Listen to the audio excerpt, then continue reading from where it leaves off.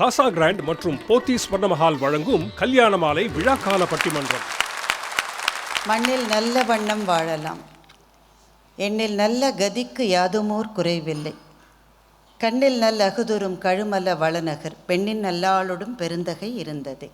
6.5 லட்சம் திருமணங்களோடு வெள்ளி விழா ஆண்டில் தகத்தகாயமாக கோலோச்சி கொண்டிருக்கின்ற கல்யாண மாலை ஏற்பாடு செய்திருக்கின்ற இந்த தமிழ் விழா மதுரையில் நடப்பதை விட வேறு என்ன பெரிய பொருத்தம் இருந்துவிட முடியும்? இந்த அரங்கம் முழுவதும் பொங்கி ததும்பி பூரணமாக நிறைத்து கொண்டிருக்கின்ற மதுரை வாழ் பாசக்கார அன்பர்களே, மேடையில் இருக்கின்ற அன்பான பேச்சாளர்களே, இந்த பட்டிமன்றத்துக்கும் மதுரைக்கும் நிறைய பொருத்தங்கள் உண்டு.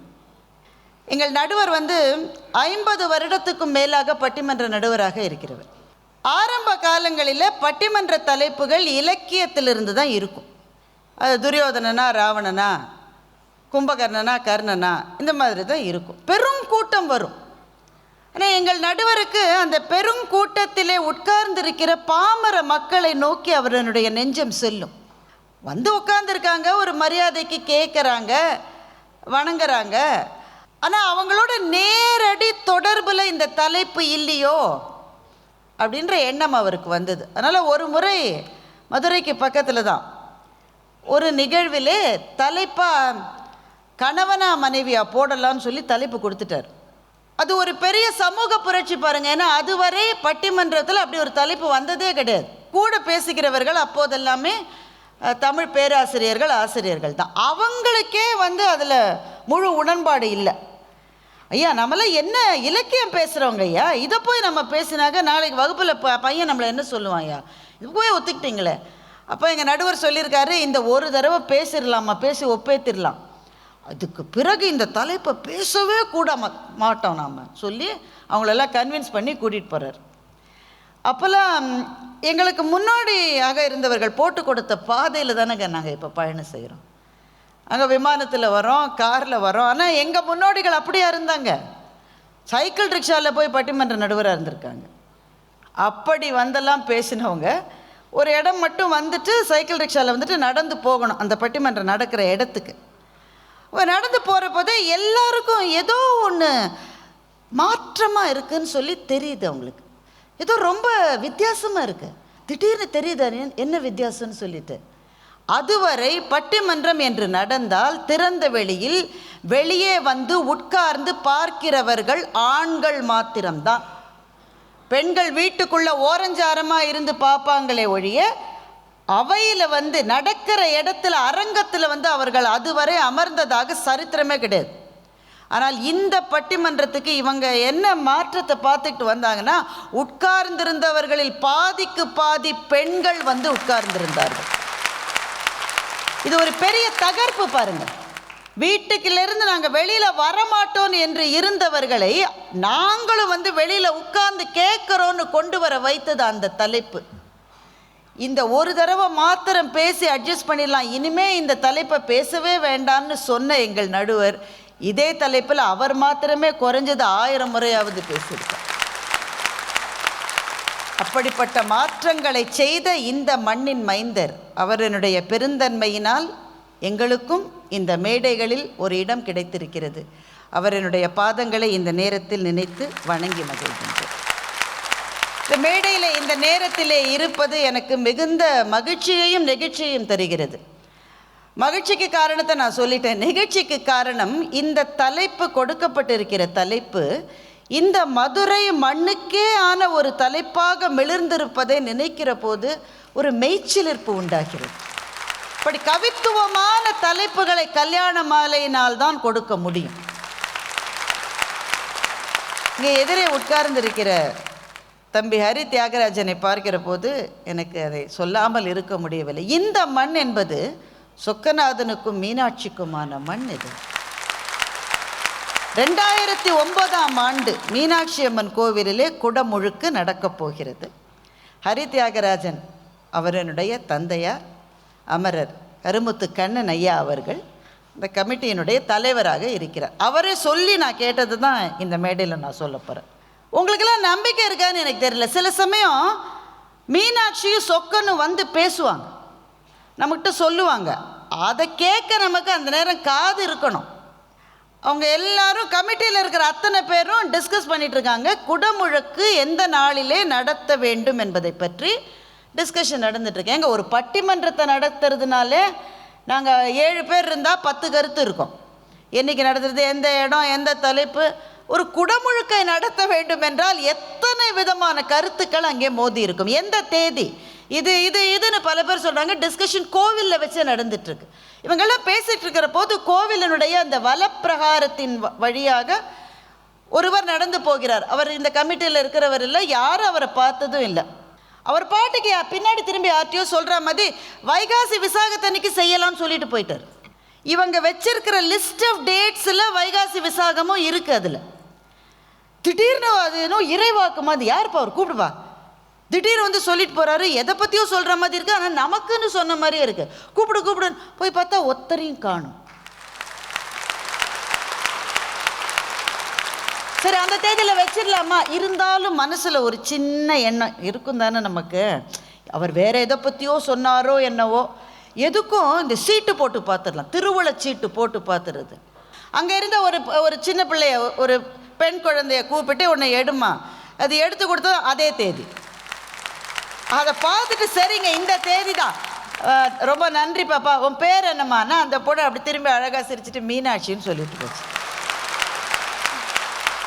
இந்த சம்பவத்தை அமரர் ஐயா கருமுத்து கண்ணன் அவர்கள் பதிவு செய்த போது எனக்கு ஒன்று ஆச்சரியமாவோ, அப்படிலாம் எனக்கு தோணலை. மதுரக்காரங்களுக்கு ஏன் மீனாட்சியை நெஞ்சத்திலே வைத்து வழிபடுகிறவர்களுக்கு, சொக்கநாதனை நெஞ்சத்திலே வைத்து வழிபடுகிற யாருக்கும் இது ஆச்சரியமாக இருக்காது. அப்படிப்பட்ட ஒரு தெய்வீக பந்தம் இருக்கிறது. இந்த மண்ணினுடைய மிகப்பெரிய திருவிழாக்களுள் ஒன்று மீனாட்சியினுடைய திருமணம். இந்த மதுரை மண் பாருங்க, தமிழ்நாட்டுக்கு எல்லாவற்றையும் முடிவு செய்வது மதுரை மண் தான். எந்த அரசியல் கட்சியும் மதுரையை விட்டு எதையும் சிந்திக்கவே முடியாது. சினிமாக்களினுடைய ஆரம்பம் இந்த மதுரை தான். மதுரை மல்லியிலிருந்து ஆரம்பித்து பிரேமவிலாஸ் அல்வா வரையில் எல்லாவற்றுக்கும் மதுரை வேண்டி இருக்கிறது. பயங்கர சென்சேஷன் பண்ணுற ஆட்கள் வந்து மதுரை ஆட்கள் தான். இப்போ எங்கள் ஊர்லலாம் நாங்கள் ஃப்ரெண்ட்ஸ்கிட்ட பேசினா என்ன சொல்லுவோம், பார்த்துக்கலாம்ப்பா, பார்த்துக்கலாம், நாங்களாம் இருக்கோம், அப்பா அம்மாலாம் இருக்காங்க, பெரியவங்க, அப்படி தானே சொல்லுவாங்க. மதுரைக்காரங்க அப்படி சொல்லவே மாட்டாங்க. பார்த்துக்கலாம், பயலுவ இருக்கா. இந்த பயலுவை யாருன்னு நானும் பலகாலம் தேடினேன். மதுரைக்காரன் பூரா பயலுவை தான். இப்படி எல்லா கலவையும் இருப்பது இந்த மதுரை மண்ணிலே. இந்த மண்ணின் மைந்தர்கள் அவர்கள் இந்த மண்ணுக்கு உப்பாக இருக்கிறார்கள். இந்த மண்ணுக்கு இருக்கிற அத்தனை சுவையும், அது இனிப்பு, அது துவர்ப்பு, எல்லாம் இந்த மக்களினுடைய நெஞ்சத்திலே இருக்கிறது. அதனால்தான் இது தமிழ் வளர்த்த மதுரை இல்லையா? இது தமிழ் வளர்த்த மதுரை. எங்கள் ஐயன் திருவள்ளுவனுடைய திருக்குறள் அரங்கேற்றப்பட்ட இடம் இந்த மதுரை கோவில் என்று சொன்னால், இது எல்லாவற்றுக்கும் அடிநாதமாக இருப்பது மீனாளும் சொக்கநாதர். இந்த தலைப்பு என்பது குடும்பம் சிறப்பது சொக்கநாதர் ஆட்சியிலா மீனாட்சியினுடைய ஆட்சியில், இதுதான் இந்த தலைப்பு. ஏங்க, இது நம்ம வீட்டில் நடக்கிற விஷயம். இது கணவனா மனைவியான்னு போட வேண்டியதானே சார்? அது என்ன சார் மீனாட்சி ஆட்சியா சொக்கநாதர் ஆட்சியா அப்படின்னா, அது மதுரையில் அப்படி தான் போடணும். அதுக்கு ஒரு காரணம் இருக்குது. சரி, இந்த மதுரை மண்ணில் ஒரு நாட்டுப்புற பாடல், அந்த பாடலை கேட்டு நான் அசந்து போனேன். அந்த நாட்டுப்புற பாடலை எழுதிய அந்த கவிஞனோ கவிதாயினியோ தன்னோட பேர் அதில் போட்டுக்க மாட்டாங்க. அது எங்கே இருந்தது, எந்த ஊரில் இருந்தது தெரியாது நமக்கு. ஆனால் அந்த பாடல் வாழும், சிரஞ்சீவியாக வாழும் அந்த பாடல். அழகர் கோவிலை பற்றி ஆராய்ச்சி நூல் எழுதிய தோ பரமசிவம் அவர்கள் இந்த பாடலை எடுத்து குறிப்பிடுகிறார். பாடலை கேளுங்க, நாட்டுப்புற பாடலை, பாட மாட்டேன், பயப்படாதீங்க. சம்பா கதிர் அறுத்து சொக்கன் தவிச்சிருக்கும் வேளையிலே, இப்படிதான் ஆரம்பிக்குது பாட்டு. சம்பா கதிர், எந்த சொக்கன்? இந்த கோவிலிலே வீற்றிருக்கிற தலைவன், 18 சித்தர்களுக்கும் முதன்மையானவனாக இருக்கிற முதல் சித்தன், அந்த சித்தனுடைய உத்தரவுக்காக நந்தி தன்னுடைய காதுகளை அசைத்து கொண்டு காத்திருக்கிறது அந்த சொக்கன். அந்த சொக்கனை பற்றி இந்த பொண்ணு பாடுறா. சம்பா கதிர் அரித்து சொக்கன் தவித்திருக்கும் வேளையில். ஏன் தவிக்கிறாரு? பசிங்க. தவித்திருக்கும் வேளையிலே சொர்ண கிளியாட்டம் மீனாட்சி சோறு கொண்டு வந்தாளே. இங்கே கண்ணதாசன் ஐயாவை பாட்டு எழுத சொன்னாங்க. இந்த வேறு வேறு அம்மன் வடிவத்தெல்லாம் பற்றி பேரெல்லாம் போட்டு பாட்டு எழுதுங்க. முதல்ல அதுதான் எழுதுறார். மதுரை அரசாளும் மீனாட்சி, மாநகர் காஞ்சியிலே காமாட்சி, தில்லையில் அவள் பெயர் சிவகாமி, திருக்கடையூரினிலே அபிராமி, நெல்லையில் அருள் தருவாள் காந்திமதி, அன்னை அவளல்லால் ஏது கதி என்று கண்ணதாசன் எழுதினார். ஆனால் முதல்ல என்ன பாருங்க, நம்ம மீனாட்சி, மதுரை அரசாளும் மீனாட்சி. அவ 8 காலங்களில் 8 கோலங்களில் இந்த அரசவையில் வீற்றிருக்கின்ற எங்கள் மீனாட்சி. 8 கோலங்கள் அவளுக்கு. அவளுக்கு மகாஷோடசியாக காட்சி தருகிறவள் அவள்தான். பாலாவாக புன்னகை சிந்துகிறவள் அவள்தான். கௌரியாக காட்சி தருகிறவள் அவள்தான். புவனேஸ்வரியாக வீற்றிருக்கிறவள் அவள்தான். பஞ்சதசியாக வீற்றிருக்கிறவளும் அவள்தான். ஷியாமளாவும் அவள்தான். ராஜ மாதங்கியும் அவள்தான். ஷோடசியும் அவள்தான். 8 காலங்கள் 8 கோலங்கள் கொண்டவள். அவளுடைய கண்களை நீங்க பார்த்துருக்கீங்களா? அந்த கற்பூர ஆரத்தியனுடைய ஒளியில் அவள் கண்களை நீங்க பார்த்துருக்கீங்களா? அவள் கண்கள் மீன் கண்கள். ஏன்? மீன் ஒன்று தான் கண்ணை இமைக்கவே இமைக்காது. தண்ணீரிலும் மீனின் கண்கள் இமைக்கவே இமைக்காது.